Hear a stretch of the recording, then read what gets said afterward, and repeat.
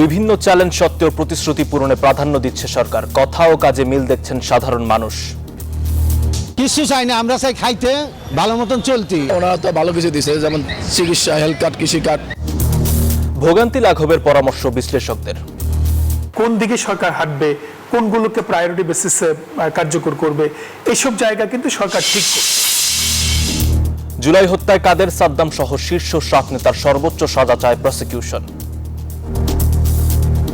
উবাইদুল কাদের, তিনি বাংলাদেশের ইতিহাসে একজন রাজনৈতিক জোকার। তার এই দায়িত্ব জ্ঞানহীন বক্তব্য, কর্মকাণ্ডের কারণে আজকে সারা বাংলাদেশে 1400 মানুষ শহীদ হয়েছে। আরো 2টি কল রেকর্ড ট্রাইব্যুনালে। খাওয়ার ডিসিশনটা কে দিয়েছে স্যার? আমার স্বরাষ্ট্রমন্ত্রী, আমার এসবির চিফ, এরা দিয়েছে খাওয়ানোর জন্য। তারা নির্দেশ দিলে তোমাকে ছবি তুলে বাইরে পাঠাতে। 6 পুলিশ কর্মকর্তা বরখাস্ত। 12 লাখ টাকার চুক্তিতে হত্যা করা হয় সালমান শাহকে। স্বীকারোক্তিমূলক জবানবন্দিতে পুরো ঘটনাটা সালমান শাহকে কিভাবে হত্যা করা হয়েছে সেটা উঠে এসেছে। উন্মোচিত হতে যাচ্ছে 29 বছরের জমা রহস্যের জট, ডনের জামিন নামঞ্জুর। স্বাগত প্রবাসী সংবাদে, সঙ্গে আছি আমি আসিফ সামাদ। দেখছিলেন বিআরবি কেবল সংবাদ শিরোনাম। চলে যাব পুরো খবরে। নানামুখী চ্যালেঞ্জ থাকলেও নির্বাচনী প্রতিশ্রুতি পূরণকেই প্রাধান্য দিচ্ছে সরকার। যতটা সম্ভব যে কোনো সংকটের দ্রুত সমাধান করা হচ্ছে। জনভোগান্তি লাঘবে নেওয়া হচ্ছে কার্যকরী পদক্ষেপ। নতুন সরকার নিয়ে এমনই মূল্যায়ন সাধারণ মানুষ ও বিশ্লেষকদের। তারা বলছেন, সরকারের কথা ও কাজে খুব একটা অমিল হয়নি এখন পর্যন্ত। গ্যাস, বিদ্যুতের সরবরাহ ঠিক রেখে নিত্যপণ্যের দাম নিয়ন্ত্রণ আর আইন শৃঙ্খলা পরিস্থিতি স্বাভাবিক রাখা হবে সরকারের জন্য বড় চ্যালেঞ্জ। নাইমাল জিকোর প্রতিবেদন।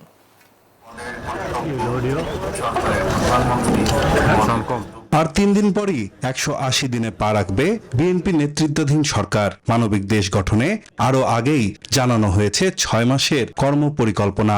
এরই মধ্যে প্রতিশ্রুতি অনুযায়ী কাজ করে ইতিবাচক ভাবমূর্তি গড়ে উঠেছে জনমনে। সাধারণ মানুষ বলছেন, নির্বাচন ইশতেহার পূরণের পথেই হাঁটছে বিএনপি সরকার। এই সিগন্যালে অনেক সতর্ক হয়েছে ড্রাইভাররা। আগের মতো ভিভিআইপি যন্ত্রণা আমরা পোহাচ্ছি না। ওনারা তো ভালো কিছু দিছে, যেমন চিকিৎসা, হেলথ কার্ড, কৃষি কার্ড এবং অন্যান্য ফ্যামিলি কার্ড, অনেক কিছু দিছে, অনেকে পাইছে। তো 6 মাসের ভিতরে আমরা কি তাদের কাছে আশা করতে পারি? মাত্র আসছে তারা, তাদেরকে সুযোগ দিতে হবে। দেশজুড়ে নানামুখী সংকট আছে সম্ভাবনাও। এমন বাস্তবতায় সাধারণ মানুষের স্বপ্ন পূরণে বিরামহীন কাজ করছে সরকার। সাধারণ মানুষ চায় সব কাজের জবাবদিহি থাকুক, নিয়ন্ত্রণে থাকুক নিত্যপণ্যের দাম।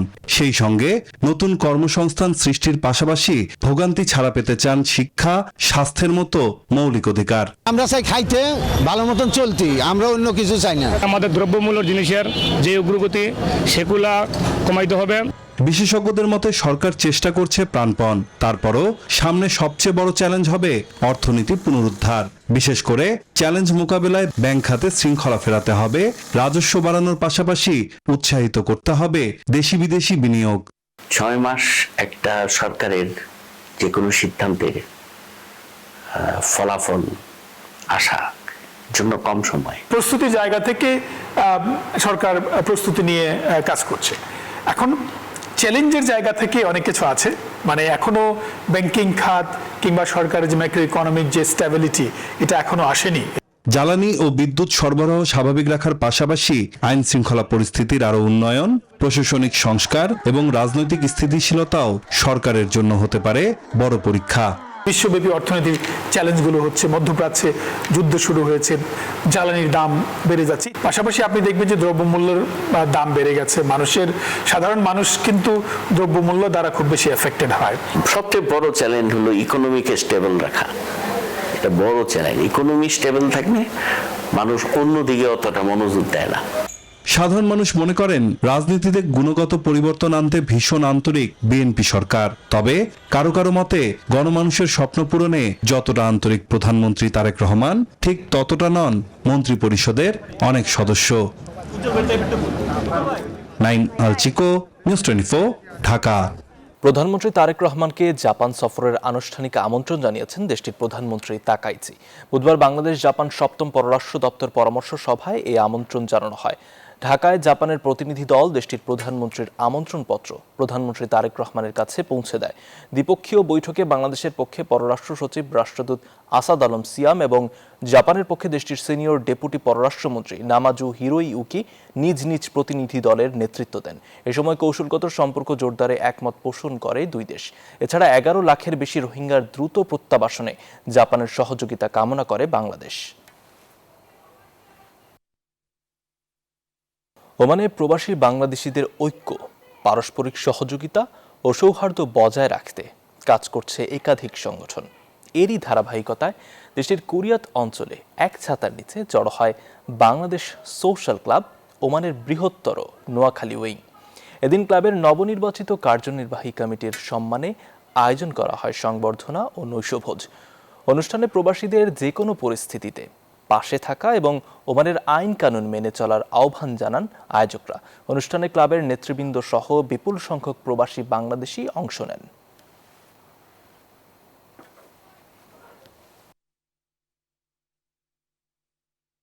বিদেশে বসবাস করেও বাংলাদেশি শিক্ষা প্রতিষ্ঠানের দিকেই ঝুঁকছেন প্রবাসী বাংলাদেশিরা।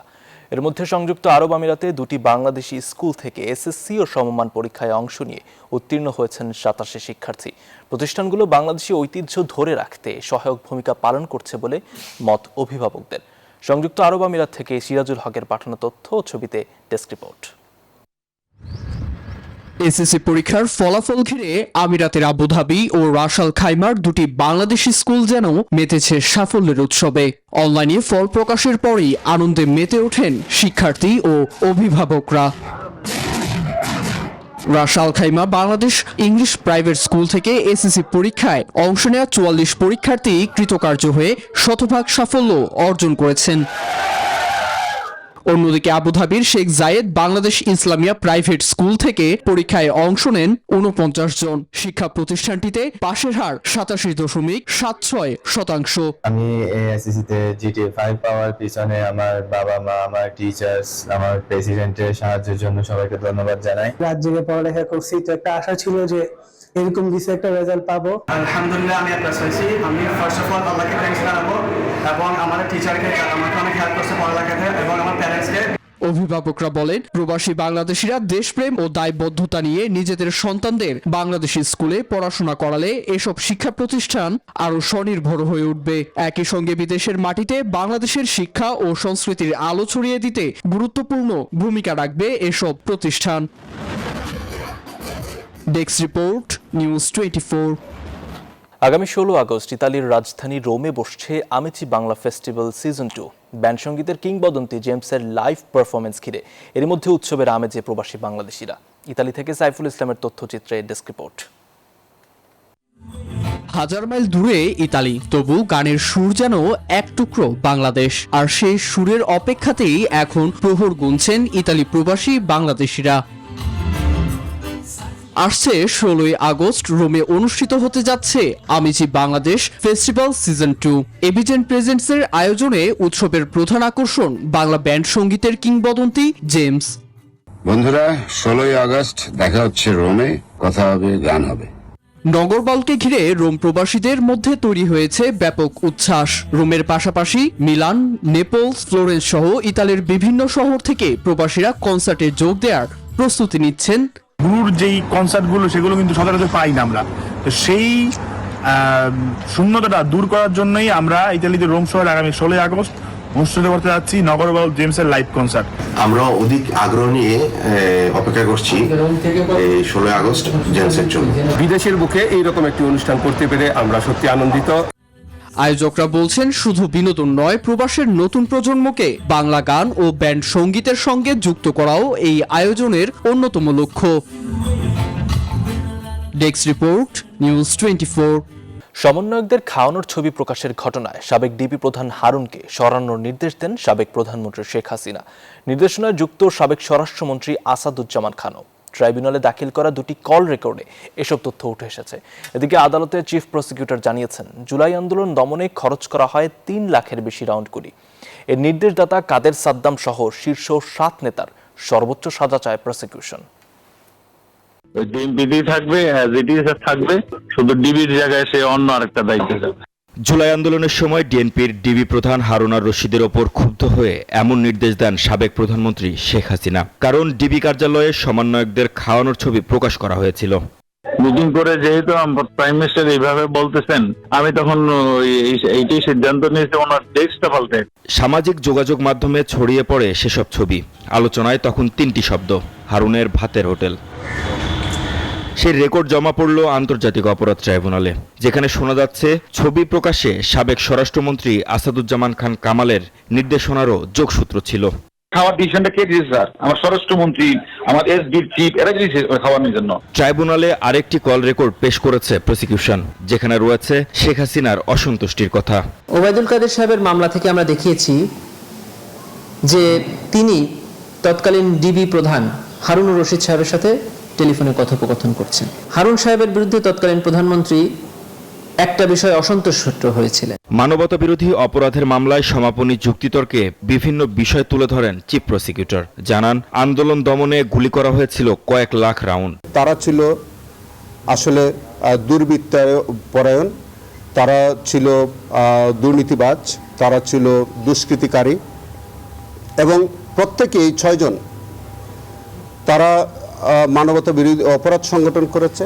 ওবায়দুল কাদের, তিনি বাংলাদেশের ইতিহাসে একজন রাজনৈতিক জোকার। তার এই দায়িত্বজ্ঞানহীন বক্তব্য কর্মকাণ্ডের কারণে আজকে সারা বাংলাদেশে 1400 মানুষ শহীদ হয়েছে। মামলাটির আসামি হলেন ওবায়দুল কাদের, আফামা বাহাউদ্দিন নাসিম, মোহাম্মদ আলী আরাফাত, শেখ ফজলে শামস পরশ, মাইনুল হোসেন খান নিখিল, সাদ্দাম হোসেন ও শেখ ওয়ালি আসিফ ইনান। আমরা সন্দেহাতীতভাবে এই মামলাটি প্রমাণ করতে সক্ষম হয়েছে। মাহমুদ হাসান, নিউজ 24, ঢাকা। কর্মস্থলে অনুপস্থিত থাকায় ঢাকা মেট্রোপলিটন পুলিশের সাবেক আলোচিত যুগ্ম কমিশনার বিপ্লব কুমার সরকার সহ 6 পুলিশ কর্মকর্তাকে চাকরি থেকে স্থায়ীভাবে বরখাস্ত করা হয়েছে। স্বরাষ্ট্র মন্ত্রণালয়ের জননিরাপত্তা বিভাগের পৃথক প্রজ্ঞাপনে তাদের চাকরি থেকে বরখাস্ত করা হয়। বরখাস্ত হওয়া অন্য পুলিশ কর্মকর্তারা হলেন কাজী আশরাফুল আজিম, মোহাম্মদ গোলাম রুহানি, সুদীপ কুমার চক্রবর্তী, রাজন কুমার দাস ও মোহাম্মদ ইকবাল হোসেন। এরা সবাই ফ্যাসিস্ট সরকারের আমলে প্রভাবশালী হিসেবে পরিচিত ছিলেন। জুলাই গণঅভ্যুত্থানে ছাত্র জনতার উপর চালানো হত্যাযজ্ঞেও তাদের সক্রিয় ভূমিকার অভিযোগ রয়েছে।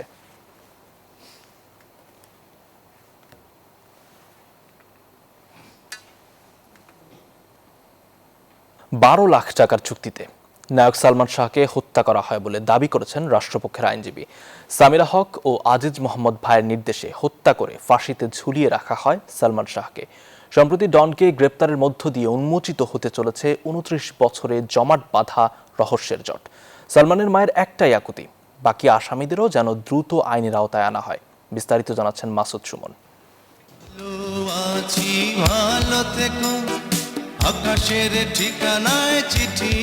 1996 সালের 6 সেপ্টেম্বর স্তব্ধ হয়ে গিয়েছিল পুরো বাংলাদেশ।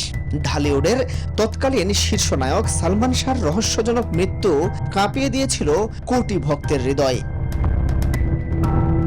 মৃত্যুর পর সালমানের বাবার করা মামলা তুলে নিতে চাপ প্রয়োগের জন্য সালমান শাহর ভাইকে অপহরণের অভিযোগ ওঠে খলনায়ক ডন, ডেভিড ও রিজভির বিরুদ্ধে। 1997 সালের 19 জুলাই গ্রেফতার হন রিজভি আহমেদ। সালমান শাহ হত্যার ঘটনায় আদালতে 164 ধারায় স্বীকারোক্তিমূলক জবানবন্দি দেন রিজভি। এরপরও সময়ের ব্যবধানে ডিবি, সিআইডি, বিচার বিভাগ ও পিবিআই এটিকে আত্মহত্যা বলে প্রতিবেদন জমা দেয়। কিন্তু এই প্রতিবেদন মেনে নিতে পারেননি সালমান শাহর পরিবার। তারা শুরু থেকেই দাবি করে আসছেন এটি একটি পরিকল্পিত হত্যাকাণ্ড। ডন সহ আরো যারা আছে, সামিরা আছে, ডলি আছে, মনোয়ারা আছে, আবুল আছে, অতি শীঘ্র যেন তাদেরকে গ্রেফতার করে আইনের আওতায় আনা হয়। এই দীর্ঘ তদন্তের ত্রুটি কাটিয়ে গত বছর আদালতের রিভিশন মঞ্জুরের পর মামলাটি ফের হত্যাকাণ্ড হিসেবে নথিভুক্ত হয়।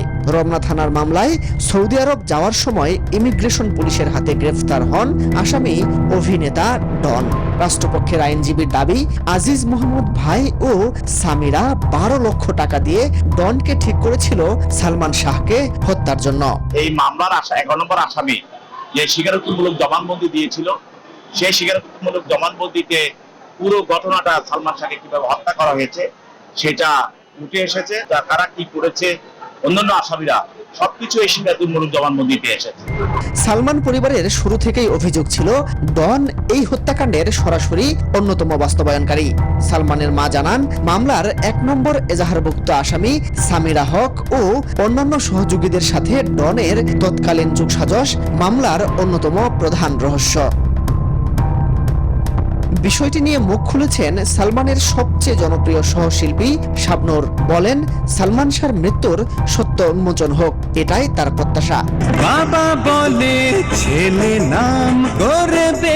সালমান শাহর মৃত্যুর পর অনেক জল গড়িয়েছে, বদলেছে রূপালী পর্দার অনেক সমীকরণ, কিন্তু ভক্তদের হৃদয়ে অমর নায়ক সালমান শাহ আজও যেমন অমলিন, তেমনি তার মৃত্যুর আসল রহস্য জানার আকুতিও রয়ে গেছে আগের মতোই। সব সখীরে পার করিতে নেব না। মাসুদ সুমন, নিউজ 24, ঢাকা। চিত্রনায়ক মোহাম্মদ শাহরিয়ার ইমন ওরফে সালমান শাহকে হত্যা মামলায় গ্রেপ্তার খলনায়ক আশরাফুল হক ডনের জামিন আবেদন নামঞ্জুর করেছেন আদালত। বুধবার দুপুরে শুনানি শেষে ঢাকার মেট্রোপলিটন ম্যাজিস্ট্রেট মোহাম্মদ এহসানুল ইসলামের বেঞ্চ এই আদেশ দেন। এদিন আসামি পক্ষের আইনজীবী মোহাম্মদ তরিকুল ইসলাম জামিন চেয়ে শুনানি করেন। রাষ্ট্রপক্ষের মহানগর পাবলিক প্রসিকিউটর ওমর ফারুক ফারুকি এর বিরোধিতা করেন। উভয় পক্ষের শুনানি শেষে আদালত আসামির জামিনের আবেদন নামঞ্জুর করেন। মামলার তদন্তে ব্যাঘাত ঘটাবে এবং সেটা দেশ থেকে পালিয়েও যেতে পারে। সেজন্য বিজ্ঞ আদালত সবকিছু বিবেচনা করে, যেহেতু মামলাটা তদন্তাধীন অবস্থায় আছে, সেই জন্য বিজ্ঞ আদালত এই মামলার জামিন দরখাস্তটি নামঞ্জুর করে আদেশ প্রদান করে। দেশজুড়ে তীব্র লোডশেডিংয়ে বিপর্যস্ত মানুষ।